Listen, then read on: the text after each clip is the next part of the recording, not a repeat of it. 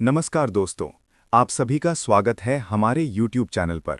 आज के इस वीडियो में हम जीव विज्ञान के सबसे आधारभूत और सबसे महत्वपूर्ण टॉपिक को विस्तार से समझने वाले हैं। चलिए समझते हैं विस्तार से। जीव विज्ञान विज्ञान की वो शाखा है जिसमें हम सभी जीवित प्राणियों का अध्ययन करते हैं, यानी पौधे, पशु, मनुष्य और सूक्ष्म जीव। इन सभी का अध्ययन जीव विज्ञान के अंतर्गत आता है। जीव विज्ञान में हम ये समझते हैं कि जीवों की संरचना कैसी होती है, उनके शरीर के अंग कैसे कार्य करते हैं, उनका विकास कैसे होता है और उनकी उत्पत्ति कैसे हुई। इसी कारण जीव विज्ञान को जीवन का विज्ञान भी कहा जाता है। जीव विज्ञान को मुख्य रूप से दो भागों में बांटा गया है। पहला है जंतु विज्ञान, जिसमें सभी प्रकार के जंतुओं और मनुष्य का अध्ययन किया जाता है, और दूसरा है वनस्पति विज्ञान, जिसमें पौधों का अध्ययन किया जाता है। परीक्षा की दृष्टि से यहाँ कुछ महत्वपूर्ण तथ्य याद रखने जरूरी हैं। जीव विज्ञान के जनक अरस्तु को माना जाता है।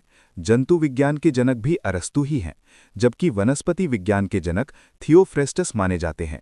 ये प्रश्न अक्सर सीधे वन लाइनर में पूछा जाता है। अब बात करते हैं कोशिका की, क्योंकि जीव विज्ञान की असली शुरुआत यहीं से होती है। जिस प्रकार ईंटों से मिलकर एक दीवार या घर बनता है, ठीक उसी प्रकार हमारा पूरा शरीर छोटी छोटी इकाइयों से मिलकर बना है, और इन्हीं इकाइयों को कोशिका कहा जाता है। कोशिका शरीर की सबसे छोटी संरचनात्मक और क्रियात्मक इकाई होती है। इसका मतलब ये है कि शरीर की बनावट भी कोशिकाओं से होती है, और शरीर के सभी कार्य भी कोशिकाओं द्वारा ही किए जाते हैं। कोशिका की खोज का इतिहास भी बहुत महत्वपूर्ण है।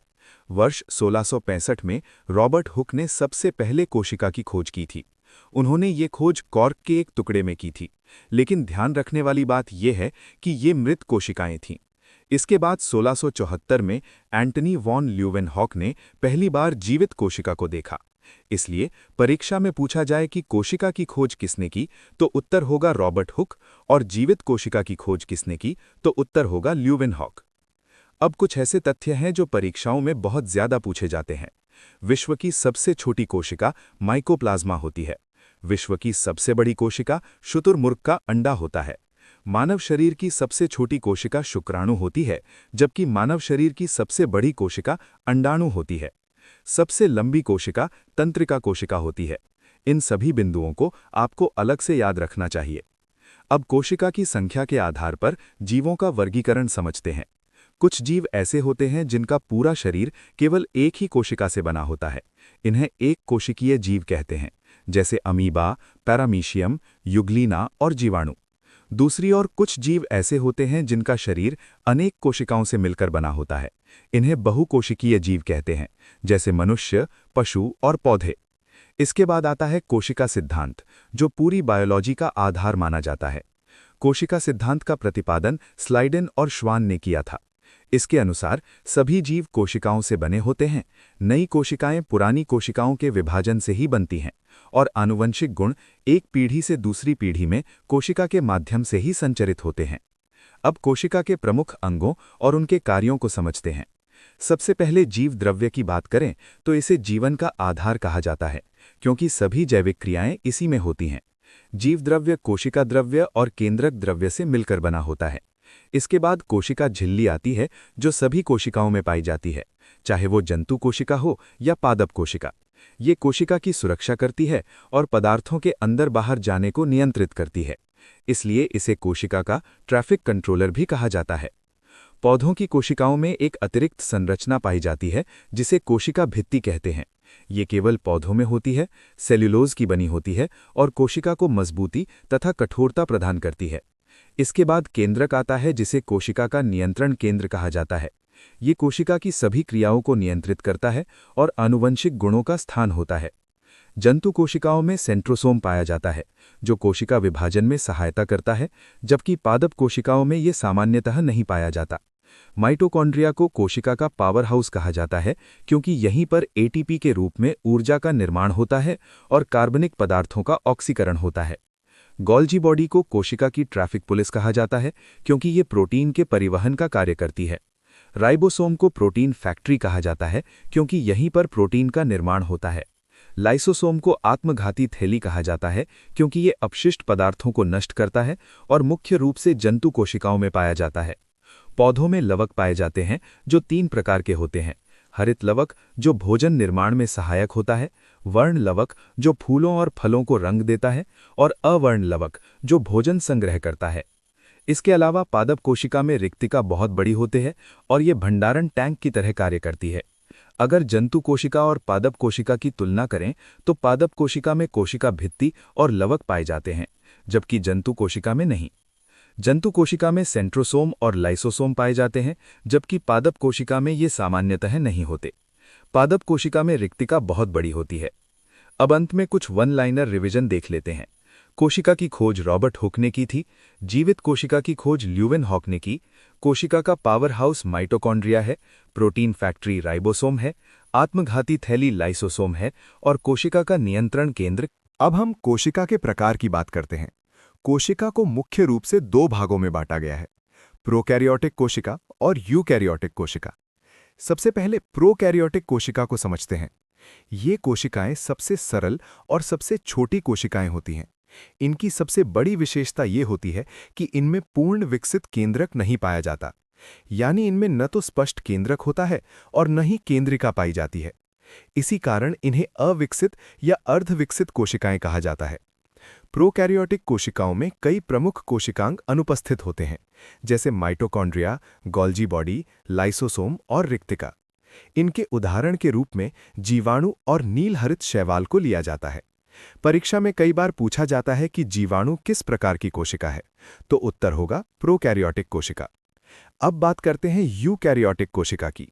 यूकैरियोटिक कोशिकाएं पूर्ण विकसित कोशिकाएं होती हैं। इनमें स्पष्ट केंद्रक पाया जाता है और केंद्रिका भी मौजूद होती है। साथ ही इनमें सभी प्रमुख कोशिकांग जैसे माइटोकॉन्ड्रिया, गोल्जी बॉडी, लाइसोसोम और राइबोसोम पाए जाते हैं। पादप कोशिका और जंतु कोशिका दोनों ही यूकैरियोटिक कोशिकाओं के उदाहरण हैं।